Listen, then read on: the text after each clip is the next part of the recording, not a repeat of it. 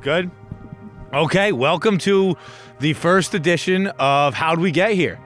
We are in Central Park right now. We took the one up from 28th Street where the office is. We took the one from 28th to 59th Columbus Circle. We walked through the park a little bit. We're here at Heckscher's baseball field by Tavern on the Green. A few blocks away, John Lennon killed himself. We got Trump Tower. We're around. We're in the mix right here. We got people around us sledding, all kinds of good stuff. It's a great day. It's a great day today. The New England Patriots are thankfully back in the Super Bowl where they rightfully belong. It's been a long 5 years. 5 years, 6 years, something like that. 2018 was it? 2018, yeah. I always get fucked up with football. It's like the 2017 Super Bowl, the 2016 season, whatever. I know it was. It's been a little while, but we are luckily back. When we were walking into Central Park today, Owen and Paz were both they're both Jets fans, and they were both like, fuck you. We're not going to say congratulations to you. This is bullshit and all that kind of stuff. And that is rude because why don't you guys just do it? Like, we just rebuilt the team. Why don't you guys just rebuild a team in the time it took us to rebuild a team? We got rid of the coach. We got rid of the quarterback. We got rid of everybody. And then we just got a new team full of good players. And I don't know why other teams haven't done that. Robert Kraft, at the end of the game yesterday, when he was collecting his Lamar Hunt, what would that be, his 7th Lamar Hunt? 8th Lamar Hunt? 8th Lamar Hunt, I think? Whatever it would be. When Bob Kraft was collecting his 8th Lamar Hunt, he said the number one reason this team succeeded is because we had the belief we'd be back. And that's what I'm really kind of getting down to is that fans of all other teams are heretics who will burn in hell because they have no faith, no belief that their team will do what we have done. And also, I think it's fair to say that the people getting the real short end of the stick this time around, and I'm not making jokes, I'm not making funny about this, the people getting the real short end of the stick this time around are the New England Patriots. And I don't mean me. I don't mean like fans of the Pats. I get it. You fucking hate me, hate us. That's understandable. Who you shouldn't hate are those young, plucky upstarts, the New England Patriots. Okay? That's the team of young kids who are out there doing things that have never been done before. Okay? Drake May's doing things that have never been done before. Mike Vrabel's doing things that have never been done before. And in my experience, we root for the plucky underdogs in this country. We root for the guys who you go, what are they doing here? They got no business being here. New England Patriots. And also people are going to say that they had a hard schedule. I'm sorry, an easy schedule. They had the easiest path because people gotten hurt. They played 3 of the top 5 defenses. And I think they will play. I think Seattle's going to be one of the 4th. So there's no easy path to the Super Bowl. You just play the teams put in front of you. Luckily, I'll be there. Thanks to Patriot Dave, who is by far my favorite Dave.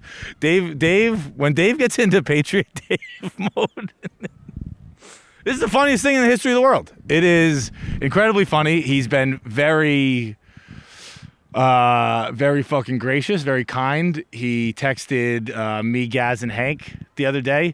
He said, I think it was Wednesday night. He said he bought a suite for the Super Bowl. And then Gaz replied, "Can we come?" To which Dave said, "Yeah, I didn't fucking tell you guys to rub it in your faces." But he also didn't say, "Do you guys want to come?" I was very lucky, or I was very thankful that Gaz asked, "Are we allowed?" Because it would have felt like he might. There's a chance he might have been rubbing our noses in it. It would have been unlikely. It would have been out of character for Dave, absolutely. But he didn't say, "Do you guys want to come?" So that was an important thing from Gaz. But it'll be great. It'll be great to be back with the boys. Texting with Zoe. Zoe texted me. I woke up to a text from Zoe maybe Friday morning, 7 a.m. Just says, "We're fucking back, baby. I love you." It's good. I think Gaz said it. I think David said it. It's going to be cool to see all the boys. It's been a few years since we saw the gang. And it's going to be a great time. So very thankful that the Patriots are in it. Very thankful. Also very fucking happy for the Vrabels. Again, this is my point that like the country should be rooting for the New England Patriots. The Vrabels are in the spot where they're supposed to be. They shouldn't have been in fucking Tennessee. They need to be around a team that really cares about their football team. No one cares about the fucking Tennessee Titans. Not even in Tennessee.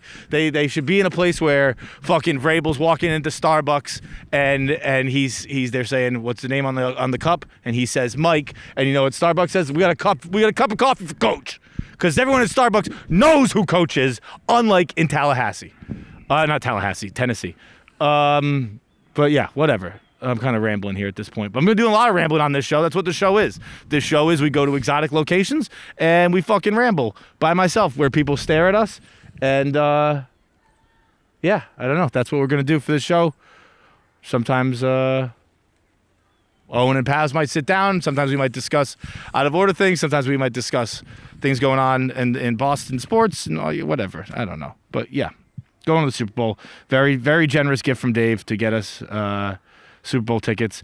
On the heels of yet another very generous gift from Dave. I guess I'll take my fucking gloves off. When KFC Radio was ending at the end of the year meeting last year, Dave shouted out KFC Radio. Dave was like, it's the end of 2025. If you don't know how it goes working at Barstool Sports, you have one meeting with Dave a year, the whole company. It's usually pretty quick. It's like 5 minutes long. He says how the company did this year. He says what everyone's bonuses are going to be. And then he kind of like fumbles the goodbye because he gets a little awkward with it. And then he usually saves it with a quick joke. And that's the end of the year meeting. It's about 5-7 minutes. And this year, he did the whole money thing, and then he was like, and one more thing, I want to say congratulations to KFC Radio, that's ending. And then he said, I got Kevin and John a gift. I was going to give them cash, but I decided to go with a gift. Obviously, this sent Barstool Sports into a tizzy. Everyone was texting us, like, what do you think he got you? What do you think he got you? The answer is obviously always a watch. It would have been insane if he got us anything other than a watch. Dave is just like, here's a fucking commissioned painting, or here's a fucking, I genuinely don't even know what other things he would get. A car? I have no idea what other things Dave Portnoy would possibly get me and Kevin other than a watch. But obviously that's what he got. He got us a watch. And when you see a Rolex box for the first time, you're like, oh, this is what the fuss is about. It's a fucking regal green. It's beautiful. I'm wearing it right now. I'll show it to you guys. I'll take it off. It's crazy. It's a crazy, crazy, crazy fucking nice watch. Bang. There it is. It is a Rolex day date. Oyster Perpetual. I'm not positive what that means. It's fucking insane. Like when Dave, he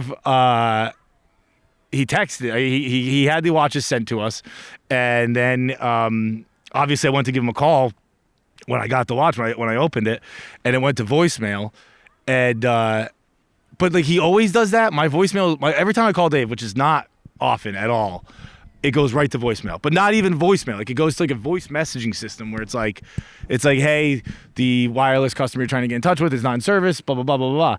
And that's been happening for like 5 years. Like it's been like half a decade since I talked to Dave, and every time I get that call, so I went to call him to say thank you for the watch, and I got that voicemail, so I just texted him. I said, hey, yo, I went to call you. I got the voice message again. I just want to say thank you for an insanely kind, generous, like, this is not a gift I would ever get myself. It's not a gift I'd ever ask for. It's not a gift I'd ever really desire. And then I got it, and I'm like, holy fucking shit. This is the nicest, kindest, greatest gift I've ever been given. And I went to text him that, and he said like something along the lines of like, cool, I wanted to get you guys something meaningful.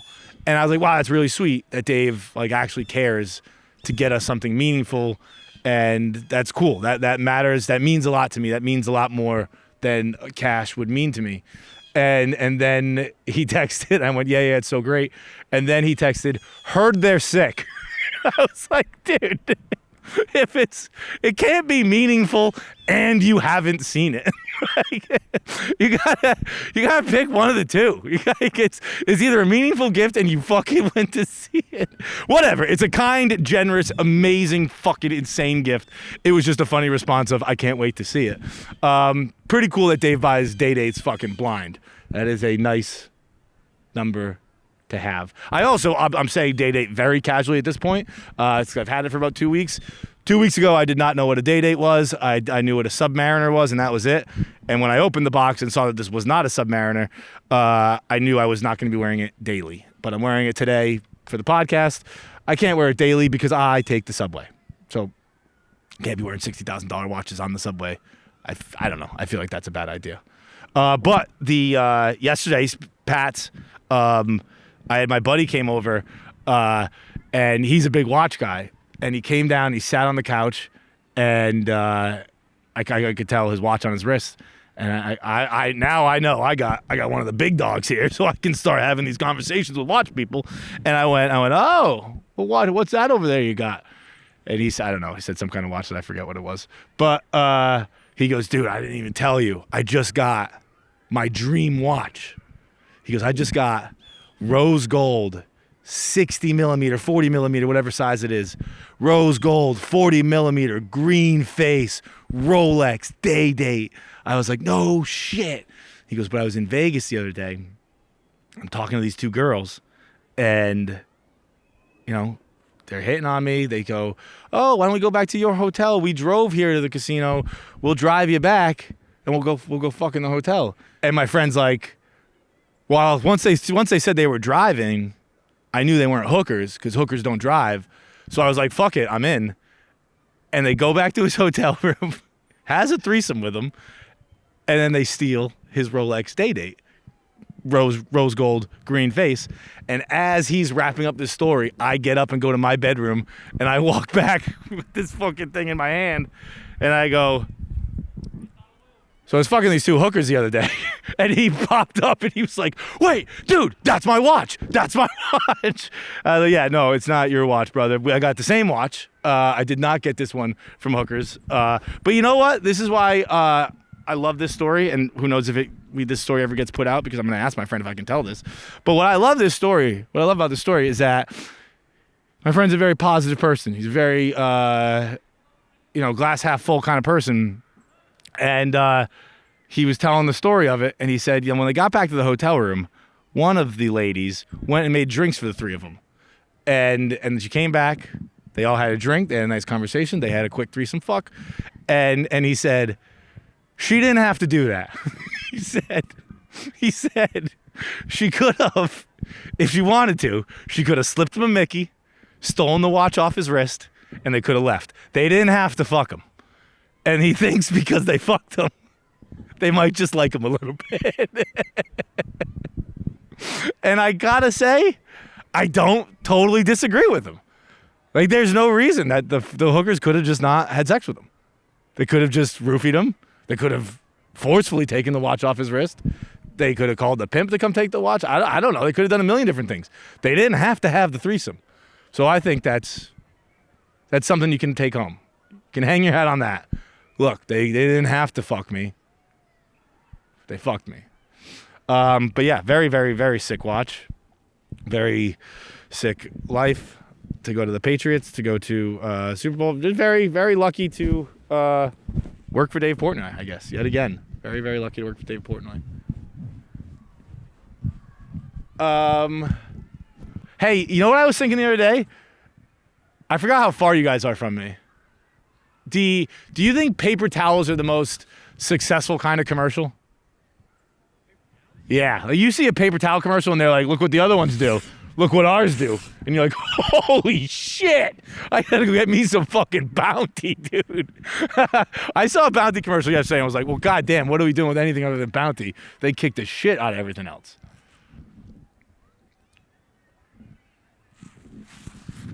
That was just a quick little aside, I figured.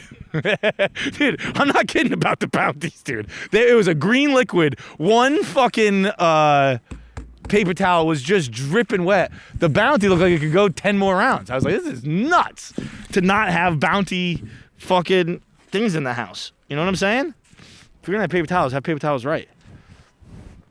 I was just gonna move. Like, should I stay seated the whole time, or I was gonna move a little bit? You can move a little bit. What do you think? Yeah? Does it look weird on camera? Does it look? I don't want it to look like I'm doing like a stand-up thing, but. Oh no, yeah, moving at that table. Yeah.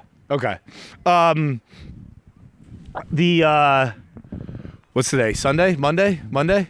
So Saturday night, got a text Saturday. So here's the deal with as you look around and we're in this beautiful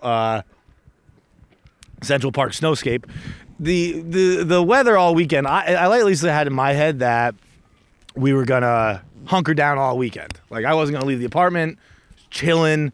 Whether or not there was gonna be snow, who cares? It was a winter lock-in weekend, and I planned on doing that. And then Saturday night, 6:50, Shane texted and he's like, "Yo, come to the MSG show." And when your friend texts you that he's doing fucking MSG, you're an asshole if you don't show up. So went there, met Kevin there, went backstage after the show. And here's why I brought up the fact that we were hunkering down all weekend, is because like when I woke up Saturday morning, I was so fucking excited to not leave the house that day. I knew I was gonna eat like shit. I knew I was gonna eat like ice cream in the morning. I knew I was gonna order pizza. I knew I was gonna order bagels. I knew I was gonna order omelets. I did all that. I knew I was gonna eat a lot of candy. I also knew I was gonna eat my leftovers from the night before, which was some kind of Thai dish duck. So I was eating leftover Thai duck all day. And 6:50, Shane's like, "Yo, come to the show." Yeah, we're there. I'm like literally within 20 minutes. I think I was in MSG.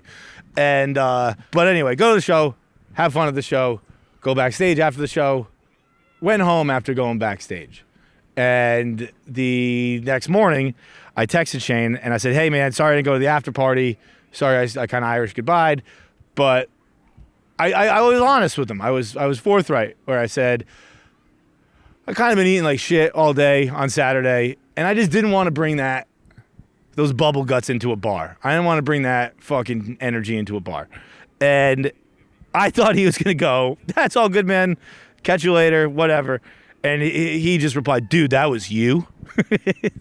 And I was immediately, I got to get my phone out because I got to see exactly how this went. If it's as bad in my head as it was. I'm still not sure it happened. Well, I know I was farting. That happened, okay? But I'm still not sure how much I believe him. But I was farting.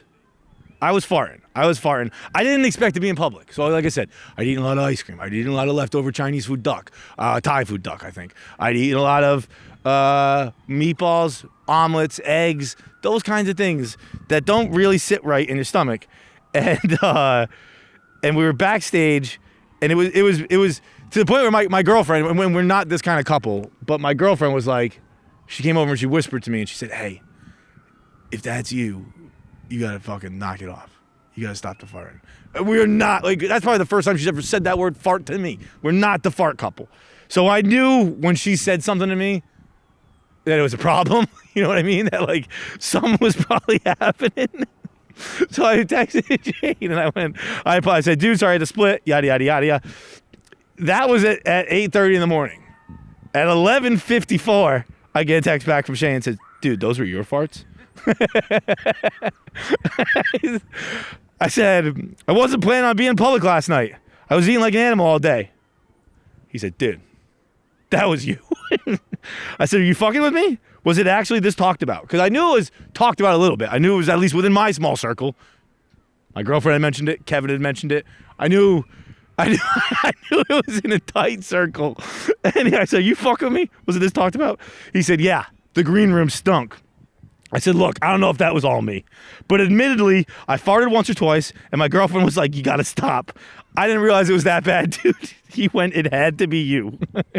I said, "Damn, dude, it really had to be. I thought that fart joke was going to be a funny little comment, not to reveal the last night's whodunit." He said, "That joke came from the truth. When did you leave?" I said, "I left like right after you." O'Connor came back and he went, "Ha ha ha, yeah, dude, those were your farts." And I said, "Fuck, dude. I thought I was getting away with the crime of the century." He said, "No, it was so bad." So I ruined Shane's last night at MSG with fucking Thai leftover duck farts. I still think, bro, like I'm honest, I'm being dead serious. Like there are times I've been in public farting and been like, everyone knows. Everyone knows this is me. Everyone knows I have to leave. I thought for sure I was getting away with it. I'm still not convinced Shane's not just fucking with me. I think I think there's a pretty good chance that he's fucking with me. But I also was farting my ass off, dude. It could have been. And look, here's the thing about getting called out at Backstage at a Shane Gillis show for farting. It's not a room full of people who haven't farted before. You know what I mean? Like, it's not all. What's Christian McCaffrey's wife's name? Olivia Colpo, yeah. It's not fucking 50 Olivia Colpos back there. It's a bunch of people who farted before in their lives. People who have known, hey, shut your fucking mouth when you're in a room full of people and smell a fart. Don't make a scene. Don't make a scene. And everyone knew that. Everyone's a person who's been around like that. And still, they were like, who's this fucking guy farting in this place?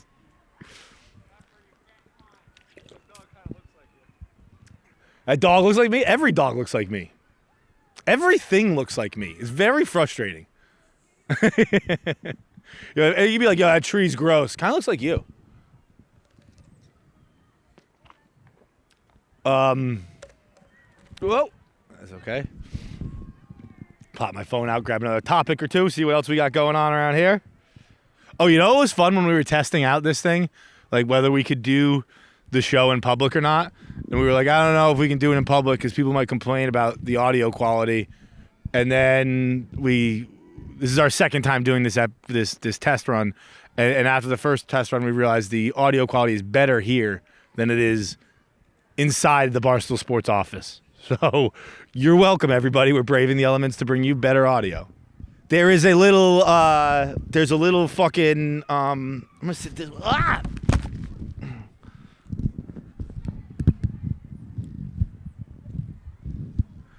Okay, there's a little, I guess hullabaloo in the baseball world. Rick Porcello got a single Hall of Fame vote for the Hall of Fame. I think Andrew Jones got in. Who else got in, Pavs? Carlos Beltran got in. Whatever. A couple of people got in. Porcello got one single vote. Rick Porcello played for the Boston Red Sox, won the Cy Young in 2018? 2017? Somewhere along there. I think people probably pretty widely consider him to be one of the least qualified, least earned Cy Young winners. I disagree with that. He won for the Boston Red Sox. Hugely important pitcher that year. But I'm bringing all this up to say a fun story that I have from back in the day with Rick Porcello is, this zooms down. I don't want to get too wet. Oh, yeah, it's nice and wet. Nice. Huh? Seems to be rolling still. It's all red still. I mean, it's wet, though. You might want to... never mind.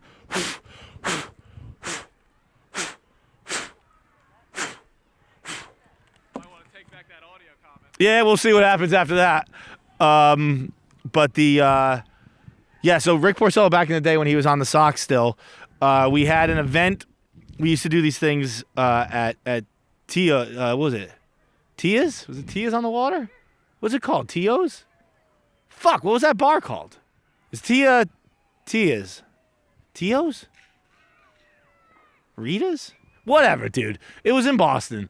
And it was right like in the North End. Right by I think it's a Marriott with the sloped roof. Whatever. The fucking point is, I can't stand up because I don't want to knock this thing down. We had this event. We would have these derby parties every year. And one year... it must have been right after they won the World Series in 18, so maybe it was 19. Napoli had hit up Gaz. Mike Napoli had hit up Gaz and was like, "Yo, the Sox would play a day game on the day of the Kentucky Derby." So Napoli was like, "Yo, we want to come to the after party to the Derby party at Tia's," and we're like, "Fuck yeah, sounds great, all good." The Derby parties, you get after it, dude. You get after it. You dress like an asshole. You do cocaine in the morning. Is it fucking... you get after it, dude. And so by the time the Sox got there, we were fucking banged up. And me and a couple of buddies were all fucked up. And at one point, one of my buddies was having a conversation with Rick Porcello. And my buddy's a big fucking high school sports fan. Has been his whole life. And he was talking to Rick Porcello, and he was just asking Rick Porcello as a man. He didn't know who he was talking to. He goes, "Hey, dude, where'd you go to high school?" And he said some prep school. I forget where in Jersey. And my buddy was like, "No way, dude! You went to, let's call it St. John's Prep. You went to St. John's Prep, dude? Like, that's insane. Do you know the starting pitcher for the Red Sox today, Rick Porcello? That's where he went." And Rick Porcello was like, "Yeah, dude, I'm fucking Rick Porcello." And then my buddy, in the moment, kind of came out of his drunken stupor, and he snapped his fingers and went, "Oh, that's why Pablo Sandoval's been standing here the whole time." Because short, fat little Pablo Sandoval. And his picture of my buddy fucked up out of his mind, continuing doing like the quick little turns. Like, all right, that little fucking fat guy's still standing there. I'm pretty sure it's Pablo Sandoval, but had never put it together that he was talking to Rick Porcello. So that's a fun story, I thought. Congrats to Rick on his one single Hall of Fame nomination. I don't think he'll get it, but I'm a fan, and Rick, I think you deserve it. Oh, another thing I did this weekend, sitting around, watched Free Burt, starring Burt Kreischer. Let me tell you this about this show. It's fucking great. And you're probably rolling your eyes because I'm admittedly a very biased person. I am on tour with Burt Kreischer right now. I'm opening for him. Come see us this weekend in Tampa and Dothan, Alabama, and Pensacola, Florida, and one other place I forget. But genuinely and truly, I wouldn't go this hard if I didn't actually fucking like it. I strongly recommend this show. I think this show has a lot to offer that people might not expect. I think Bert's being very fucking vulnerable in this show. I think it probably isn't about what you thought it was about. It opens in a very, I think the word I'm going to use is vulnerable. Bert is performing at Rob Lowe's happy birthday party. He comes out, does the shirt off. Rob Lowe doesn't want to hear any fucking jokes. He's like, "I don't give a shit about your jokes. Do the shirt thing. You're the shirt guy. That's all anyone fucking cares about with you." And it's a show exploring that. I think it's fucking great. I'm only halfway in, so maybe it takes a real turn on the end. I highly doubt it.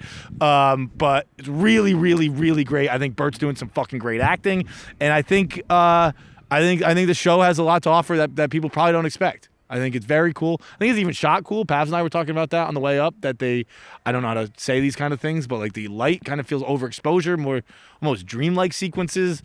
It's amazing. I think it's 6 episodes, half hour each. I saw one person reviewing it as a Modern Family, if you could say the F word, which I think is a fucking great thing review to have someone written about you. I think Modern Family's hilarious. So yeah, check out Free Burt. Check us out on the road. Another thing we're gonna be doing on the show is called Film of the Week. It is I guess it's kind of like a book club type deal. Watch the movie if you want to watch it. Don't watch the movie if you don't want to watch it. And then we'll just talk about it briefly at the end. This week we're picking Dante's Peak. Dante's Peak. Pierce Brosnan. This is probably like 96 maybe, I'm guessing. In the height, I think he is still currently James Bond while he's filming this. Dante's Peak rips. So it came out same time as Volcano, Tommy Lee Jones in LA.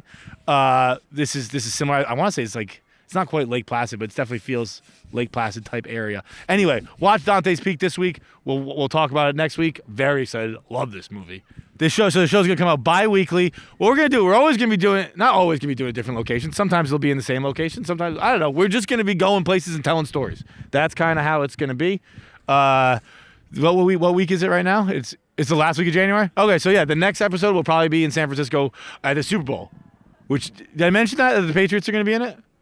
I did. I covered that. Okay. So this will be probably next episode of this. You'll probably see us in San Francisco. But it's going to be bi-weekly. We hope to have it kind of bi-weekly with Scene Stealers being the other bi-weekly. And this will be the Out of Order podcast, the Out of Order network. I don't know. We're excited. We're having fun. This is going to be a good time, I think. Play some fun games. When we did this in the past, when we did our test episode of this, people sat down and we interviewed strangers. We're certainly going to keep that open. I think people didn't join us this time because of the snow, but we have a second mic. If people come over, they come over. We last time, we'll tell the story last time because we couldn't put it in. Fucking this kid comes up and he sits down. Well, it looked like a man.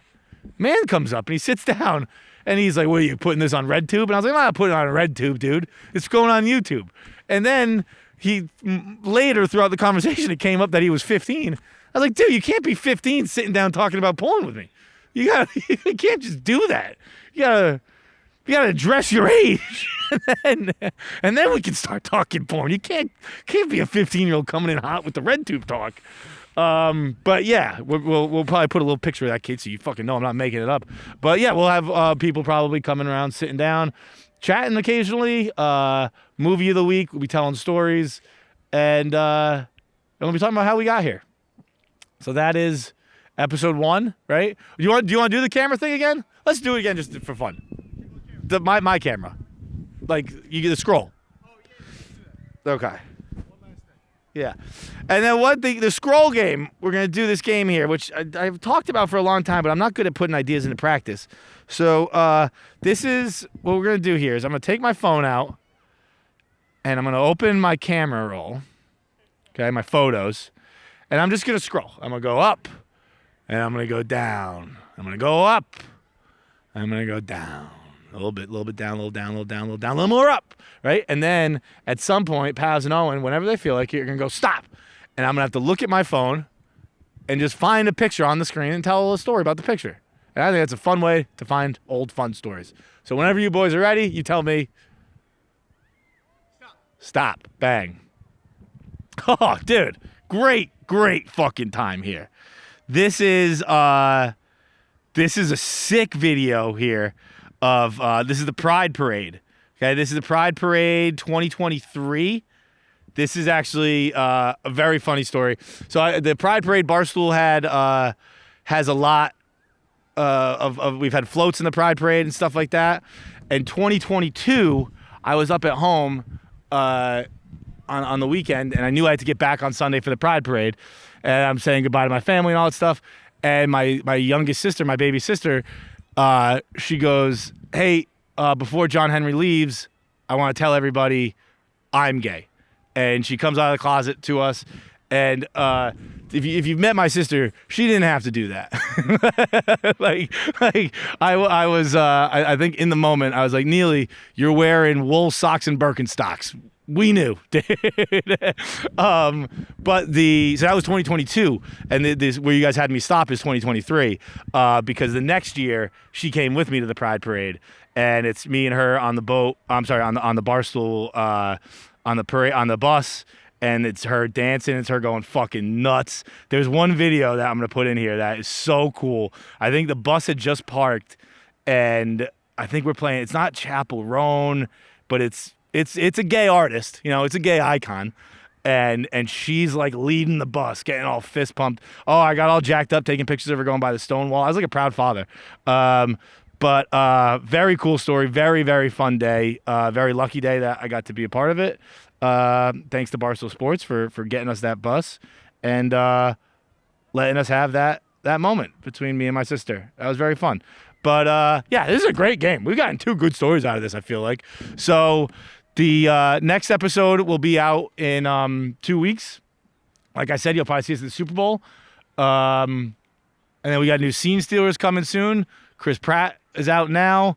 Zazie Beetz is going to be our next interview. She'll be out soon doing Good Luck, Have Fun, Don't Die. But yeah, thank you for listening. Thank you for coming.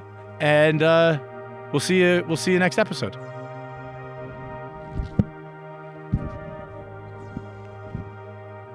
Oh, you have a joint?